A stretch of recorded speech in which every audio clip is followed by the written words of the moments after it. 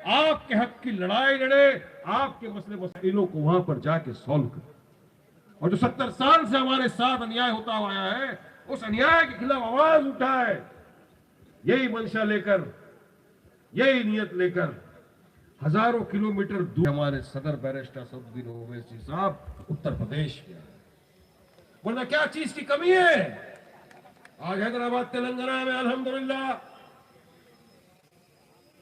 मजलिस Ittehadul Muslimeen Owaisi brothers का अगर आप देखिए कार 12 सेंटर हॉस्पिटल से, ऐसे हॉस्पिटल जो आपके पूरे उत्तर प्रदेश में नहीं होंगे, इतने हाई फैसिलिटी देने वाले हॉस्पिटल और स्कूल्स, कॉलेज, अस्पताल, ये सिर्फ मुसलमान भाइयों के लिए नहीं, हमारे हिंदू भाई बहन भी वहां पर आकर इलाज करते हैं, सबके लिए। 50 रुपए का आप एक कार्ड ले लो, अस्पताल खर्चा भरकर घर में बैठ जाए तो सामने वाले की डिपॉजिट चली जाती है। ये काम, ऐसा काम किया कि लोग सवाल करना ही छोड़ दे के काम ही दिख रहा है। सवाल क्या करेंगे? उत्तर प्रदेश के एक एक जगहों के ऊपर जा रहे हैं। आज बरेली में है तो कल संभल में थे, कई कानपुर में थे, कभी कहां, कभी उतरौला में, हर तरफ। क्यों जा रहे सदर साहब? उनको शौक नहीं है, ना प्रधानमंत्री बनना है, ना उत्तर प्रदेश का चीफ मिनिस्टर बनने का शौक है, क्योंकि अल्लाह सुब्हानहू तआला ने जितनी इज्जत देश के प्रधानमंत्री को नहीं दी, उससे ज्यादा इज्जत मेरे कायद मेरे असदुद्दीन ओवैसी को दी। कोई शौक नहीं, सिर्फ एक ही तमन्ना, एक ही अरमान, एक ही इच्छा दिल में लेकर कि नहीं, जो मजलूमों के साथ, दलितों के साथ, मुसलमानों के साथ, पिछड़े हुए वर्ग के साथ लड़ो, अपने हक की लड़ाई लड़ो, बराबरी की लड़ाई लड़ो, हिस्सेदारी की लड़ाई लड़ो, ये लेकर आपके बीच में आए। मगर इसमें आपके साथ के बिना कुछ नहीं हो सकता। कितने बरसों से आपको इस्तेमाल किया गया। एक मर्तबा आपने तमाम मुख्तलिफ पार्टियों को अपना वोट देकर इख्तियार कुर्सी में बिठाया। एक मर्तबा इत्तेहादुल मुस्लिमीन को भी सबक करके देखिए, एक मर्तबा भरोसा हम पर भी करके देखिए। जितना अधिकार आपका हम पर है, उतना ही अधिकार वारिस पठान का भी आप पे है। मेरे भाइयों दोस्तों, मैं तो आपका कलमा दुआ गो भाई भी हूं। मेरा अधिकार है, मेरा हक है आपके ऊपर कि मैं आपसे दरखास्त करूं, आपसे विनती करूं, रिक्वेस्ट करूं कि आओ मुत्तहिद हो जाओ, इत्तेहाद पैदा करो, एक परचम तले आ जाओ, एक झंडे के नीचे आ जाओ, एक पार्टी के साथ आ जाओ, एक सदर को अपना सदर मान लो जिसका नाम बैरिस्टर असदुद्दीन ओवैसी साहब। आओ साथ मिलकर बनाएंगे, अपने बच्चों का फ्यूचर अच्छा बनाएंगे, काम करेंगे, विकास का काम करेंगे, एजुकेशन की फील्ड में काम करेंगे। अरे हम तो चाहते हैं हमारे बच्चों के हाथ में कलम कागज देना, कलम से बच्चा एडवोकेट बने, वकील, डॉक्टर, पत्रकार, एक अच्छा इंसान बने, देश का नाम रोशन करे, कौम का नाम रोशन करे। हम तो ये चाहते हैं कि आपके साथ मेरे नाम का जिंदाबाद। मगर दूसरी तरफ भाजपा की सरकार, मोदी योगी की सरकार है जो ये नहीं चाहती। हरिद्वार में धर्म संसद के नाम पर हेट स्पीच, जेनोसाइडल समिट का इंतजाम किया जाता है और वहां पर 3 दिन के संसद में 20 घंटे में रामायण महाभारत नहीं पढ़ाई जाती। वकील रजा जिंदाबाद लिखा जा रहा है। किसी तरह से मुसलमानों का नरसंहार। हम बच्चों को कलम देना सिखाते हैं, हम बच्चों से दरखास्त करते हैं कि कलम उठा बेटा, पढ़ लिख, एक बड़ा वकील बन, पत्रकार बन, डॉक्टर बन। वहां बोला जाता है कि कलम छोड़, तलवार उठाओ, 20 लाख मुसलमानों का नरसंहार करो, ये वहां से कॉल दिया जाता है। और मोदी जी खामोश, कोई कंडेमनेशन नहीं, कोई अल्फाज नहीं, कोई खंडन नहीं। दूसरी तरफ कांग्रेस राज में भी यही हो रहा है ना। रायपुर में क्या हुआ? वो कालीचरण नाम का एक दरिंदे ने आके महात्मा गांधी जी के बारे में गलत अल्फाज इस्तेमाल किए, उसके खिलाफ एफआईआर हुआ। महात्मा गांधी जी के खिलाफ बोला एफआईआर करिए, मगर वहां पर भी मुसलमानों के खिलाफ बातें की गई। तो क्यों किसी कांग्रेस नेता ने नहीं कहा कि अब इस पर भी एफआईआर करिए? क्या यही सेक्युलरिज्म है? क्या यही सेक्युलरिज्म है हमारे देश का?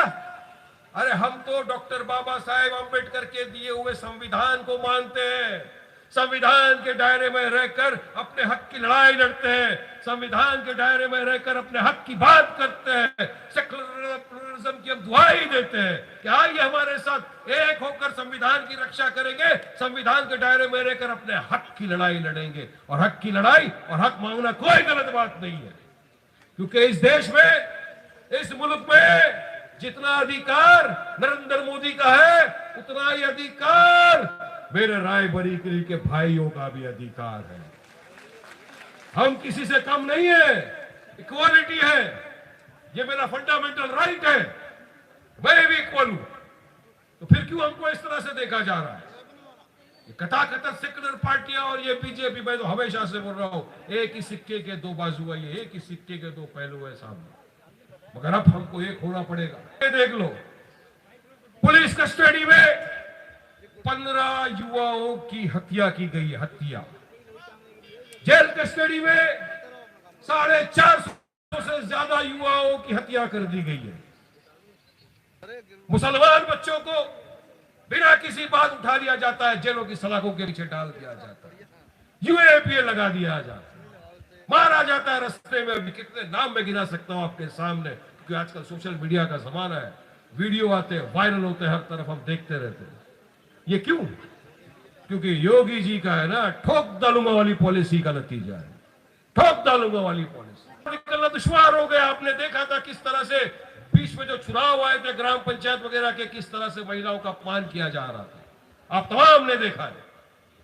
किसके राज में? योगी के राज। गंगा किनारे सेकेंड कोविड का जब वेव आया, हमने देखा हमारे हिंदू भाई बहनों की लाशें वहां तैरती हुई देखी। क्यों? क्योंकि इनके पास हॉस्पिटल नहीं थे, ऑक्सीजन की फैसिलिटी नहीं। ये लाशें हमने तैरती देखी, हमने देखा शमशान में लकड़े नहीं होने की वजह से क्या हालत हो रही थी।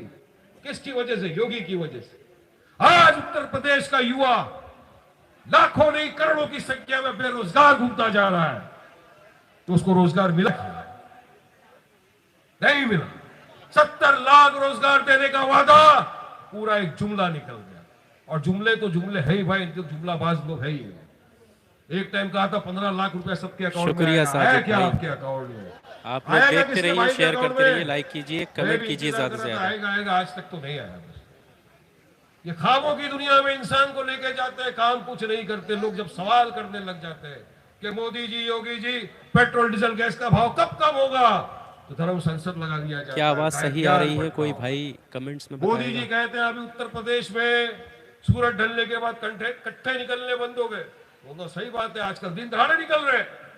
लखीमपुर में क्या हुआ? टिन्नी का बेटा थार गाड़ी लेकर घर में प्लानिंग किया, कॉन्स्पिरेसी किया, थार गाड़ी लिया, और जहां पर हमारे किसान भाई संविधान के दायरे में रहकर पीसफुल प्रोटेस्ट कर रहे थे, जाके उनको कुचल दिया। बंदूक से गोली निकली कि जान चले गई। बैलिस्टिक एक्सपर्ट का रिपोर्ट आ गया, चार्जशीट फाइल हो गया कि वो बंदूक टेली के बेटे के नाम के ऊपर रजिस्टर थी। क्या होता है? चार्जशीट फाइल हो गई। मगर आज भी वो मंत्री जिसके घर में बैठकर साजिश रची गई, वो मंत्री जिसके बेटे ने जाकर किसानों का कत्लेआम कर दिया, मर्डर कर दिया कोल्ड ब्लडेड, वो मंत्री आज भी अपनी सत्ता की कुर्सी के ऊपर बैठा हुआ है। आज भी मोदी के साथ वो बैठा हुआ है पार्लियामेंट। तो क्या न्याय नहीं चाहिए हमको? मगर नहीं, मोदी सरकार से न्याय की उम्मीद छोड़ दो साहब। अब मौका आपके पास है। संविधान ने आपको एक बहुत बड़ा अधिकार दिया है, राइट टू वोट। जो वोट का अधिकार है साहब, ये आपके पास साल में 5 साल में एक मरतबा आता है। ये लोग डराएंगे आप, मजलिस को वोट देंगे, बीजेपी जीत जाएगी। अरे साहब, 2019 का चुनाव आया एमपी मेंबर ऑफ पार्लियामेंट का, क्या हम लड़े यहां से यूपी से? हम नहीं लड़े यूपी से। फिर क्यों जाके बीजेपी जीत गई? बीजेपी जीती ना। तो ये कथाकथित सेक्युलर पार्टियों में ताकत नहीं है। भाई कैमरा आगे है तो पब्लिक को नहीं दिखा सकते, वरना पीछे वाले कैमरे कवर हो जाएंगे। डाल देते, मजलिस को वोट देंगे तो ऐसा हो। कुछ नहीं होता, मजलिस में ताकत है हराने की, हम में ताकत है बीजेपी को हराने की। और वारिस पठान खोखली बात नहीं करता, तथ्य के साथ, फैक्ट के साथ बता रहा हूं आपके सामने। 2019 का चुनाव आया मेंबर ऑफ पार्लियामेंट का, 3 सीटों पर लड़ी। बिहार से हमारे लड़े अख्तर ईमान साहब, हैदराबाद से लड़े हमारे सदर साहब बैरिस्टर असदुद्दीन ओवैसी, औरंगाबाद महाराष्ट्र से लड़े इम्तियाज जलील साहब, 3 सीट पे लड़े। अल्हम्दुलिल्लाह मजलिस इत्तेहादुल मुस्लिमीन को 2 सीट पे कामयाबी मिली है, 2 सीट पे। उसमें 30 साल से जो शिवसेना का, बीजेपी का साथ में गठबंधन वाला कैंडिडेट था, मेंबर ऑफ पार्लियामेंट था शिवसेना को, मजलिस ने उसको हरा के वहां से फेंका। ये हम में ताकत है हराने की बीजेपी शिवसेना। आप आओ हमारे साथ, इंशाअल्लाह डरने और घबराने के नाम मजलिस इत्तेहादुल मुस्लिमीन शेरों की जमात है, शेरों की जमात है। हक इंसाफ की लड़ाई है, हक इंसाफ की लड़ाई में आओ, सदर साहब का साथ दो, इंशाअल्लाह कामयाबी तुम्हारे कदम चूमेगी। और इस मर्तबा उत्तर प्रदेश के हर कोने में मजलिस इत्तेहादुल मुस्लिमीन का परचम लहराएगा और हमारे उम्मीदवार कामयाब होके ऐवान असेंबली में जाएंगे, हक की लड़ाई लड़ेंगे, आपकी लड़ाई लड़ेंगे, आपके लिए काम करेंगे इंशाअल्लाह। बहुत बहुत शुक्रिया। मैं समझता हूँ आप जिनको सुनना चाहते हो, मैं भी उनको सुनने के लिए बेकरार हूँ। उनको सुनने का ज्यादा मौका दिया जाए तो बहुत अच्छा है। शुक्रिया। अस्सलाम वालेकुम।